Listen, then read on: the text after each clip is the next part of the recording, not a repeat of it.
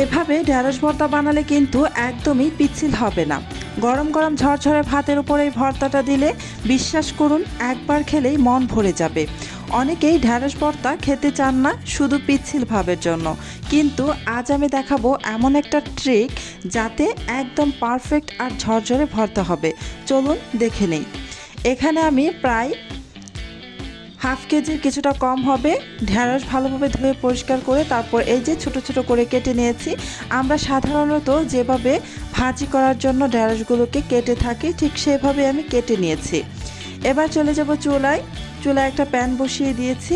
এবার দিয়ে দিচ্ছি এখানে পরিমাণ মতো সরিষার তেলটা গরম করে এখানে আমি দিয়ে দিচ্ছি একটি মিডিয়াম সাইজের রসুন। কোয়াগুলোকে আমি খোসা ছাড়িয়ে তারপর কুচি করে কেটে নিয়েছি।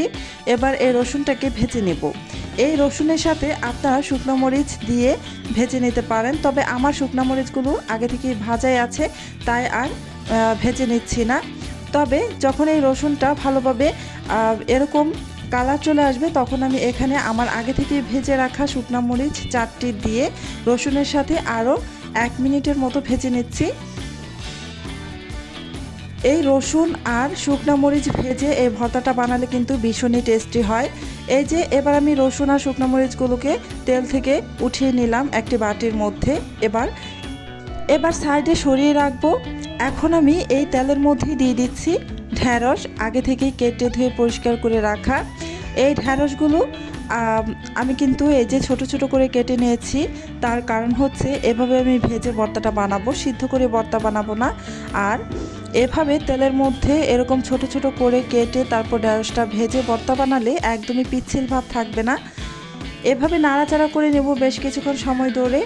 এখানে যে পিচ্ছিল ভাবটা আছে সেটা একদমই চলে যাবে। আমি প্রায় 2 মিনিটের মতো ঢাকনা দিয়ে ঢেকে কিছুক্ষণ সেদ্ধ করে নিব। এখানে কিন্তু পানি দেওয়া যাবে না, পানি ছাড়াই কিন্তু ঢেঁড়সটাকে ভেজে নিতে হবে। এই যে এবার আমি ঢাকনাটা খুলে নিলাম 2 মিনিট পর। এখনও কিন্তু কিছুটা পিচ্ছিল ভাব আছে, এই যে দেখতেই পাচ্ছেন। এই পিচ্ছিল ভাবটা যেন একদমই না থাকে।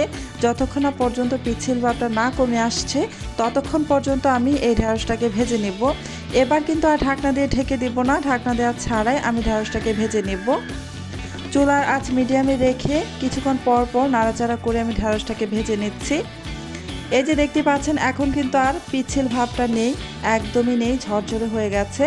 আর একদম ভাজা ভাজা করে নিতে হবে এই ঢেঁড়সটাকে ভেজে। এই যে ঢেঁড়সটা কিন্তু সিদ্ধ হয়ে গেছে আর পিচ্ছিল ভাবটা চলে গিয়েছে, কিন্তু এটাকে আরও কিছুক্ষণ সময় ধরে আমি ভাজবো যেন ঢেঁড়সটা ভাজা ভাজা হয়ে যায়। এতে করে এই ভর্তাটা মাখালে খেতে কিন্তু ভীষণ ভালো লাগবে। অনেকেই বিভিন্ন পদ্ধতিতে ঢেঁড়স ভর্তা করে খেয়ে থাকেন, তবে আজকের আমার এই পদ্ধতিতে ভর্তাটা একবার হলেও ট্রাই করে দেখবেন। আশা রাখছি আপনাদের কাছেও কিন্তু ভীষণ ভালো লাগবে। এই যে ঢেঁড়সটা কিন্তু খুব ভালোভাবে ভাজা ভাজা হয়ে গিয়েছে। এবার আমি এটাকে নামিয়ে একটু ঠান্ডা করে নিব যেন হাত দিয়ে মাখালে হাতে বেশ গরম না লাগে। এই যে আমি একটি পাত্রের মধ্যে 4টি শুকনো মরিচ নিয়ে নিলাম আর স্বাদ অনুযায়ী লবণ দিয়ে শুকনো মরিচগুলোকে ভালোভাবে ম্যাশ করে নিচ্ছি। আপনারা ঝালের পরিমাণটা আপনাদের পছন্দ মতো এখানে ব্যবহার করবেন, কম বা বাড়িয়ে। শুকনো মরিচটা ম্যাশ করে নিয়ে তারপর এখানে ভেজে রাখা রসুনগুলো দিয়ে দিলাম, দিয়ে আবারও একটু কিছুক্ষণ মেখে নিচ্ছি।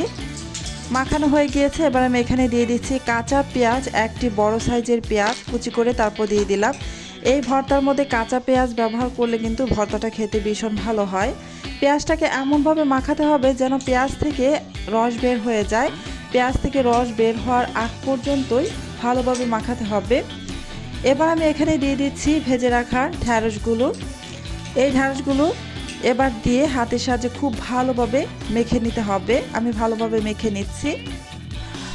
আমি অফ ক্যামেরায় এই ঢেঁড়স ভর্তায় 1 চা চামচ পরিমাণ লেবুর রস দিয়ে দিয়েছি। এটা তখন আমি ক্যামেরাটা অন করতেই ভুলে গিয়েছিলাম, তাই ভিডিওতে আসেনি।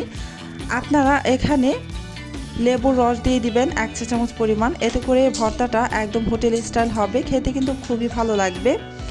তারপর এখানে আমি কিছুটা সরিষার তেল দিয়ে দিয়েছি, কাঁচা সরিষার তেল। দেখলেন তো একদমই পিচ্ছিল ভাব না হয়ে কত সুন্দর ঝরঝরে ঢেঁড়স ভর্তা তৈরি হয়েছে। একবার এইভাবে বানালে ঢেঁড়স যারা পছন্দ করে না তারাও বারবার খেতে চাইবে। গরম গরম ভাতের সাথে একবার হলেও ট্রাই করে দেখুন। আশা রাখছি আপনাদের কাছেও কিন্তু ভীষণ ভালো লাগবে। আর আমার এই রেসিপিটা যদি আপনাদের কাছে ভালো লেগে থাকে তাহলে একটি লাইক, শেয়ার আর সাবস্ক্রাইব করতে ভুলবেন না।